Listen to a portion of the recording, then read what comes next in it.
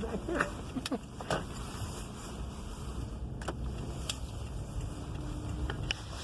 See what it says up there. Believe her.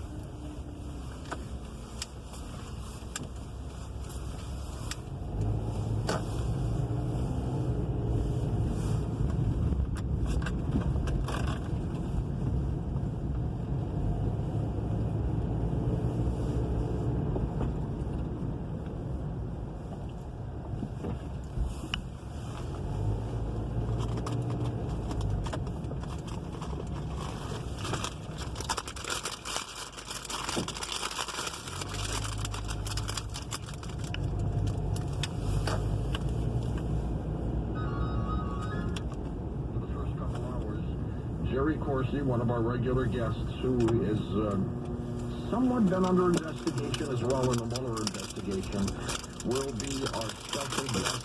Jerry is suing the group for $300+ million. We're going to talk with him about this entire episode tomorrow, first couple hours. The live program America First Start through the Salem Radio group, 3 to 6 from the East Coast. Yeah, it's going to be interesting to hear you every day. And Dr. Gorka, your current book is really just exactly, and it was much easier, I think, in World War II, right, to say why we fight. Today it's harder because it seems like we vanquished ISIS and the others until you see what's happening in Strasbourg. Yes, indeed. Yeah, in Why We Fight, I go through all the enemies we face as the Judeo-Christian civilization, whether it's North Korea, whether it's Russia, whether it's China, whether it's Iran, or whether it's on the streets of our capitals, it's members of the global jihadi movement, whether it's in Paris, London, whether it's in San Bernardino or in Manhattan. So, Donald Trump, as the commander-in-chief, has vanquished ISIS from its territory in Iraq and Syria. But that doesn't mean that the war is over. So that's one of the reasons that I wrote Why We Fight. Now, the border, Dr. Gorka, and that much in the news again, it just never seems to end. And the media will not give us a shot at making the case, and you're one of the better people in America to make it, that it's not just about people coming into the country illegally, searching for jobs or worse, drug cartels, but the very worst, all it takes is a few terrorists to slip through when we have wide open borders, or pretty much wide open borders. No, the border issue is a national security issue, and that's why the president is wholly justified in using Defense Department money to secure the border if necessary. We've seen already, this isn't hypothetical, this isn't a theory.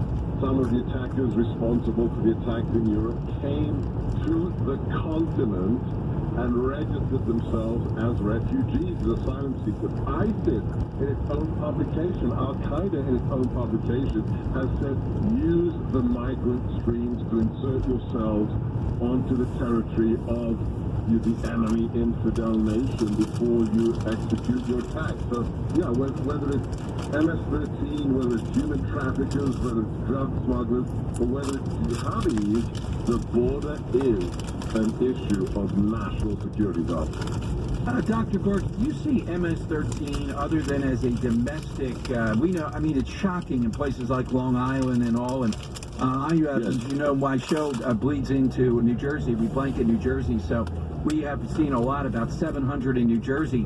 But are they hooked into any kind of outfits that might be called domestic terrorists? Well, look, what we have seen in various parts of the world is a tactical level cooperation. So it's just common sense. If you created a rat run to bring drugs into a country illegally, if you've created smuggling routes to bring weapons into a country, it's very easy to rent out those services or those rat runs to terrorists. And we've seen that before. We've seen it in Latin America. We've seen it in South Asia. There is a business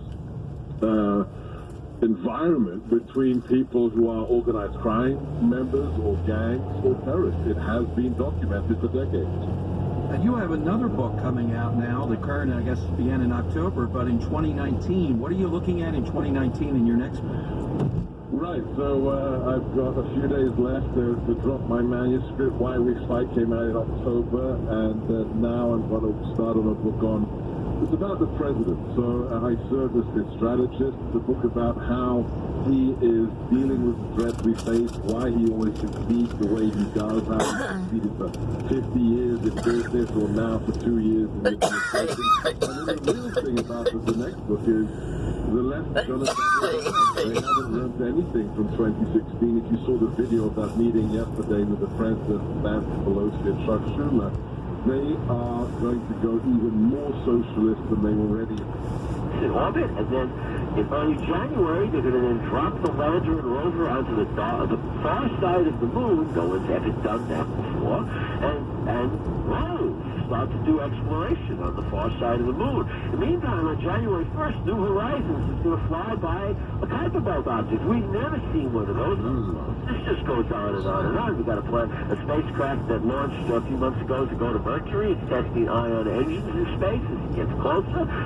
Juno is in orbit around Jupiter. But the probes that are doing rendezvous in the last 3-4 months, it's just amazing. And we've only just begun here, but exciting stuff going on without question. What China's accomplishing with Chain 4 is really only a precursor to a long-planned program to explore Mars, George. It's going to be quite interesting. And of course, they're a competitor upstairs. They like steal stuff from us, so we got to watch it. Robert, what did you think of the NBA star who says we did not send a man to the moon?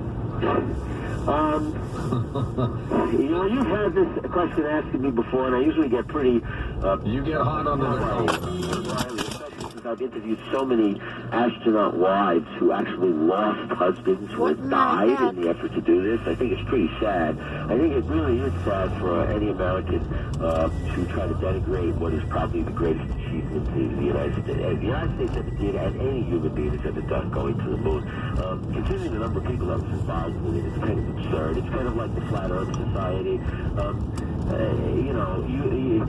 I like to make the statement, it's good to have an open mind, but it shouldn't be so open that your brains fall out. And this is a case of that kind of thing. Even if you thought it was a joke, it's not funny. Robert, thanks. Keep in touch with us. Robert Zimmerman, space historian. In a moment, we're going to talk about an incredible documentary called Third Eye Spies on remote viewing, just released. Russell Targ back with us.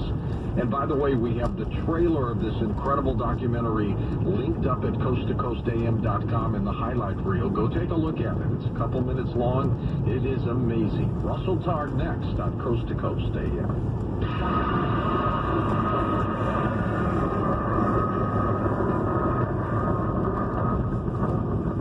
Guys, if you're still looking for that special Christmas gift for your wife or your girlfriend, then treat her to the very best this year with the world's softest pajamas from Pajamagram, America's PJ experts for more than 15 years. Because the world's softest pajamas are lighter than a cloud and softer than a bunny. They're like cashmere, only better. She'll love the way they feel, the softness, the warmth, and the comfort, and you'll love the way they look.